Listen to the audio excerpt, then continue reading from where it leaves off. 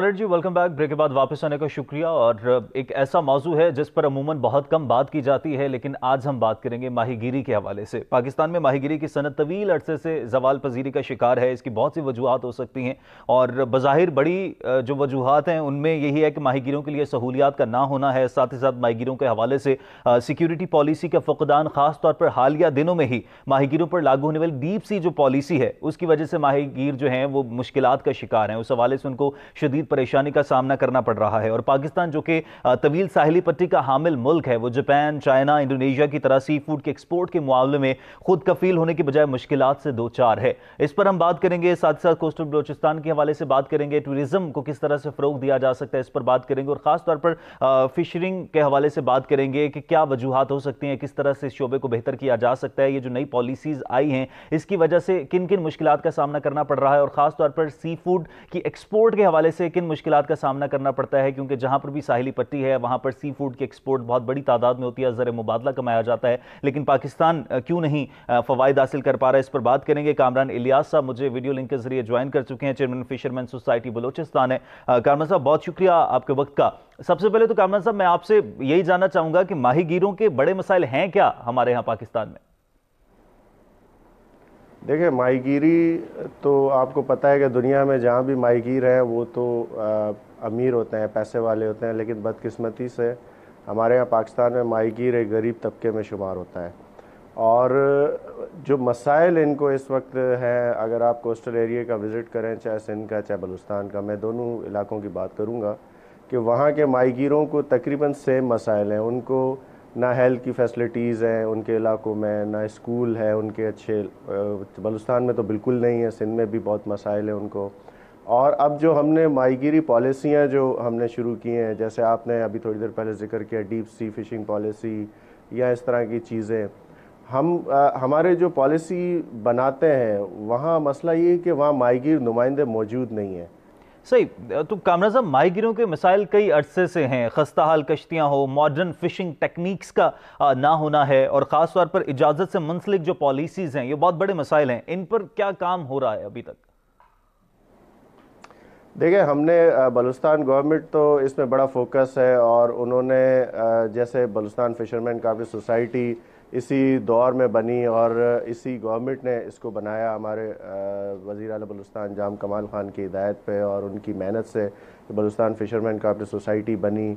अब ये बलूचिस्तान फिशरमैन काफ़ी सोसाइटी जो है वो बलूचिस्तान के लिए, माहीगीरों के लिए कानून साजी भी कर रही है, और जहाँ जहाँ लैप्स है कानून में, जहाँ जहाँ माहीगीरों के मसाइल को उजागर करने में मुश्किलात हैं, उनको ठीक करने के लिए सीएम बलूचिस्तान ने एक सिस्टम बनाया है जिसके ज़रिए हम इसको हल करने की कोशिश कर रहे हैं। और हम बलूचिस्तान फिशरमैन काफ़ी सोसाइटी के ही प्लेटफार्म से हम गवर्नमेंट ऑफ पाकिस्तान से ही बात कर रहे हैं। डीप सी पॉलिसी पे भी कानून साजी के लिए मैंने लेटर भी लिखे हैं, गवर्नमेंट ऑफ पाकिस्तान को लिखे हैं, और मिनिस्टर को भी, फेडरल मिनिस्टर को मैंने लेटर लिखा है कि माहीगीरों के लिए पॉलिसी में तरमीम की जाए, चेंज किया जाए।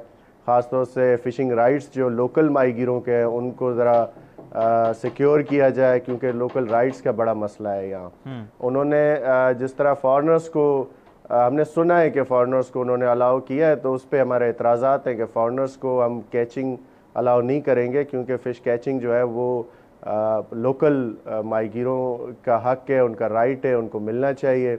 फॉरनर्स अगर आके यहाँ कैचिंग करेंगे और फिर वो कैच भी वो करेंगे, उसको लेके भी वो जाएंगे, तो हमें क्या मिलेगा, लोकल्स को क्या मिलेगा? जो बलूचिस्तान का एक गरीब माहीगीर है उसको उसमें क्या बेनिफिट है? गवर्नमेंट उसके लिए क्यों नहीं सोच रही है? इस पे हम बात कर रहे हैं, और वज़ीर आला बलूचिस्तान से भी मेरी इस पे बात हुई है, तो उन्होंने कहा है कि नहीं, आप इस पे बात करें। और फेडरल गवर्नमेंट से भी हम बात कर रहे हैं कि इसमें कोई ऐसा रास्ता निकालें जो लोकल माहीगीर, जो मकामी फ़िशरमैन है, जो मकामी माहीगीर है, उसके लिए कोई बेहतरी और उसके लिए कोई रास्ता निकल सके। तो डीप सी फिशिंग पॉलिसी जो मुतारिफ करवाई गई थी उसने कितना असर डाला है माहीगीरों की ज़िंदगी पर, कारोबार पर? देखिए, इस वक्त जो डीप सी फिशिंग पॉलिसी इन्होंने बनाई है, पहले तो थोड़ा सा मैं आपको ये बताऊं कि अभी तक इन्होंने ना मीडिया पे सही उसको क्लियर किया है, ना हमें अभी तक उन्होंने बताया कि फेडरल गवर्नमेंट ने क्या पॉलिसी बनाई है। वो हमें भेजें, हमें बताएं। हमें तो इधर उधर से लोगों से पता चल रहा है। ये एक अलमिया है हमारे मुल्क का कि कुछ चीज़ें इस तरह छुपाई जाती हैं जैसे कोई चोरी की जा रही है, हालांकि ऐसा नहीं है। उनको खुल के हमसे बात करनी चाहिए, हमें बताना चाहिए। हमें उन्होंने शुरू में जब एक कमेटी बनी थी, उसमें मैं खुद भी उस कमेटी का मेंबर था बलूचिस्तान की तरफ से, तो उसमें हमने अपनी तजावज़ात दी थी, सिंध ने भी दी थी, और उसके मिनट्स अभी तक हमें नहीं मिले। मैं ये ऑन एयर मीडिया पे कह रहा हूँ कि उसके मिनट्स मुझे अभी तक नहीं मिले। उस कमेटी को 1 साल हो गया है, कमेटी ने काम कंप्लीट किया है। तो इस तरह की चीज़ें फिर वो हमें पता चला कि पॉलिसी बन भी गई हैं, जिस पे हमारे तहफ़्फ़ुज़ात हैं। डीप सी पॉलिसी पे हमारे तहफ़्फ़ुज़ात ये हैं कि आप फॉरेनर्स को कैचिंग का इख्तियार, क्योंकि चले आप चाइना की अगर बात करते हैं तो चाइना में जो है वो डीप सी फिशिंग अलाउ नहीं है। चाइना में आपको पता होगा कि ट्रॉलिंग अलाउ नहीं है, चाइना ने कैचिंग बंद की हुई है। तो वो चाइना ने कैचिंग बंद की है, वो हमसे ज़्यादा तेज़ है इन चीज़ों में, उनके पास इक्विपमेंट भी ज़्यादा है, लेकिन उसके बावजूद उन्होंने अपने मुल्क में अलाउ नहीं किया, और हम अपने मुल्क में उनको भी अलाउ कर रहे हैं और ख़ुद भी हम गैर कानूनी फ़िशिंग कर रहे हैं। ये एक बहुत बड़ा मसला है, और मैं समझता हूँ अगर इसको कंटिन्यू रखा गया तो अगले 5 साल बाद शायद आपको पाकिस्तान में मछली नहीं मिलेगी, आपके समंदर में मछली का नाम और निशान खत्म हो वजूहात जाएगा। इसके पीछे यही हैं, क्योंकि इंडोनेशिया की बात की जाए, जापान की बात करें, जहां जहां पर भी साहिली पट्टी मौजूद है, वो तमाम तर ममालिक सी फूड से बहुत ज़्यादा ज़र मुबादला कमा रहे हैं, लेकिन पाकिस्तान में सी फूड के एक्सपोर्ट ना होने के बराबर है। क्या इसके पीछे यही वजूहात हैं या कुछ और वजूहात भी हैं? देखिए, सी फूड एक्सपोर्ट का मसला ये कि हमारी जो कैचिंग का जो स्टाइल है ना, मैं अब ये एक दूसरा सब्जेक्ट है। हमारे जो कैचिंग का स्टाइल है, हम जिस तरह फ़िश कैच करते हैं, हम जिस तरह उसको पकड़ते हैं, फिर उसके बाद उसको डंप करते हैं, इसमें यूरोपीय यूनियन ने भी हमारे ऊपर बैन लगाया था, पाकिस्तान के ऊपर बैन लगाया था कि आपका एक तो कैचिंग करने का स्टाइल ठीक नहीं है, और उसके बाद आप उसको डंप करते हैं, उसमें मछली की क्वालिटी ख़राब हो जाती है, और फिर उसके बाद मार्केट जिस तरह हम उसको करते हैं, मार्केट में बेचते हैं, कराची हार्बर पे, हमारे जो हार्बर हैं वहाँ जो जिस तरह हम उनको करते हैं, तो उसकी वजह से इसका रेट काफ़ी कम हो जाता है। जैसे कि एक मछली अगर इंटरनेशनल मार्केट में 2200 रुपये किलो चल रही है, तो हमारे पास वो 400 रुपये किलो में बिकती है, क्योंकि उसका मतलब इतना फ़र्क आ जाता है उसकी मार्केट में। इसकी वजह यह है कि हमारा जो हमारा जो स्टैंडर्ड है, हमारा जो मार्केट का स्टैंडर्ड है, लोकल मार्केट का, और हमारा जो कैचिंग का जो स्टैंडर्ड है, वो हम मेंटेन नहीं कर पा रहे। ये गवर्नमेंट के साथ साथ ये हमारी अपनी भी जो माहीगीर हैं, जो फिशरी इंडस्ट्री से वाबस्ता लोग हैं, ये इनकी भी गलतियां हैं। यहाँ हम खुद भी लैप्स कर रहे हैं, हम खुद भी इसमें गलत कर रहे हैं, और जिसकी वजह से हमें इंटरनेशनल मार्केट में वो रसाई नहीं मिल रही, इंटरनेशनल मार्केट में हमारे वो रेट नहीं है, ज़र मुबादला। वही मैंने आपको कहा कि इस वक्त पाकिस्तान का GDP का 1% जो है फिशरी इंडस्ट्री दे रही है, लेकिन अगर हम इसको प्रॉपर तरीके से और बेहतर अंदाज में करें तो ये 2% पे भी जा सकती है। और अगर हम इससे हट के, जैसे जापान है, चाइना है, या इंडोनेशिया है, इस तरह के दूसरे जो भी फिशरीज इंडस्ट्री जहाँ जहाँ है, वहाँ उस ममालिक में केज फार्मिंग पे, मतलब फ़िश फार्मिंग पे, श्रिम्प फार्मिंग पे बड़ा तवज्जो दी जाती है। हमारे यहाँ फार्मिंग का तो नामो निशान ही नहीं है। हम सिर्फ समंदर को ख़त्म करने में लगे हुए, हम जो है वो मछली पैदा करने की तरफ नहीं जा रहे हैं, हम फार्मिंग की तरफ नहीं जा रहे हैं। दुनिया फार्मिंग की तरफ आ रही है, क्योंकि अब जिस तरह तेज़ी से डिमांड बढ़ती जा रही है, अगर हम फार्मिंग की तरफ नहीं जाएंगे तो मैं समझता हूँ कि हम बहुत नुकसान में जा रहे हैं। और अगर आप 1950 से लेकर आज तक का अगर आप देखें तो हमारी जो फ़िश की जो नस्लें हैं वो दिन ब दिन कम होती जा रही हैं, ख़त्म होती जा रही हैं। इसकी वजह यही है कि हम सिर्फ और सिर्फ कैच कर रहे हैं, पकड़ रहे हैं, मार रहे हैं, हम पैदा नहीं कर रहे हैं, हम फार्मिंग नहीं कर रहे हैं। तो क्या हमें मॉडर्न फिशिंग टेक्निक्स अडॉप्ट करने की ज़रूरत है फिर?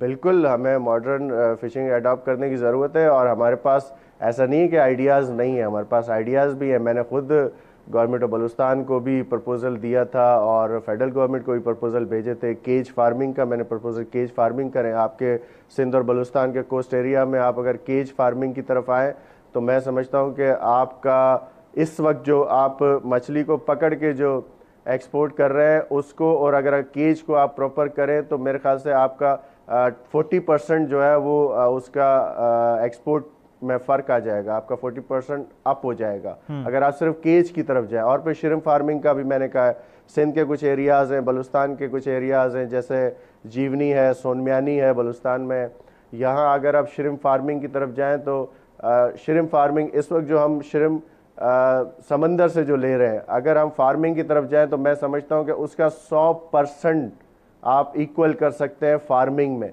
तो आप अंदाज़ा लगाएं कि आप किस लेवल पे आप अपने अगर फार्मिंग की तरफ आएँ तो आप इस इंडस्ट्री को कहाँ ले जा सकते हैं। तो एक्सपोर्ट क्वालिटी की कामरान बात कर रहा हूं, साहब, नॉर्मल बलूचिस्तान का जो कोस्ट एरिया है, जिस तरह से आप बात भी कर रहे हैं, वहाँ वो टूरिज्म के हवाले से भी काफ़ी कंसीडरेबल है, टूरिज्म के हवाले से भी उसको कंसीडर किया जाता है।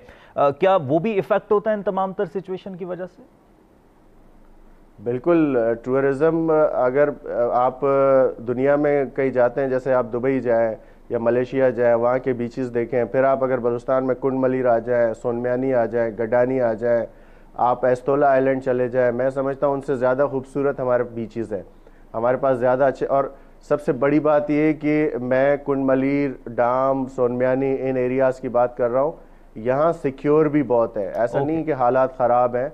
एक आध वाकया हो जाता है, वो तो दुनिया में हर जगह, तो यूरोप में भी हुआ है, लेकिन इसका ये मतलब नहीं है कि वो सिक्योर नहीं है, बहुत सिक्योर है। अगर अब हमने एक टूरिज्म कॉन्फ्रेंस भी बुलवाई थी, कुछ दिन पहले हमने कॉन्फ्रेंस की थी जिसमें कराची और पाकिस्तान के बड़े टूर ऑपरेटर ने शिरकत की थी। उन्होंने भी ये कहा था कि बलूचिस्तान में टूरिज्म के लिए अगर किया जाए तो अच्छा, इसका फ़ायदा मकामी माहीगीर को डायरेक्ट पहुंचेगा। जाहिर है जब बाहर से कोई बंदा आएगा, वहाँ कोई बिस्किट खरीदेगा, कोई चाय खरीदेगा, गॉट योर पॉइंट। खाना खाएगा। साहब, बहुत शुक्रिया आपके वक्त का। चेयरमैन फिशरमैन सोसाइटी बलूचिस्तान हमारे साथ मौजूद थे, और इस शोबे पर भी तवज्जो देने की जरूरत है। पॉलिसीज के हवाले से माहीगीरों से भी मुशावरत करना जरूरी है कि किन मसाइल का सामने उनका हल किस तरह से निकाला जा सकता है। आज के प्रोग्राम से इजाजत दीजिए, अल्लाह ने के बाद।